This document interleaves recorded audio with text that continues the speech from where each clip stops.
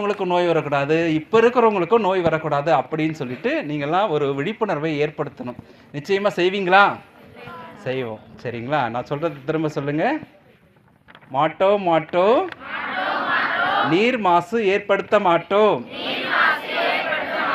மாட்டோம் மாட்டோம், நில மாசு ஏற்படுத்த மாட்டோம்.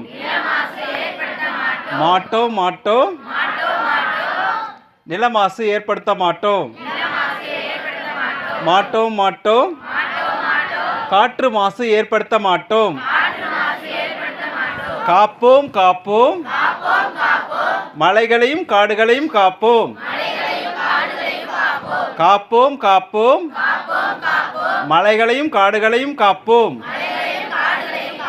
காப்போம் காப்போம், மலைகளையும் காடுகளையும் காப்போம். இந்த அளவோடு என்னுடைய உரையை நிறைவு செய்து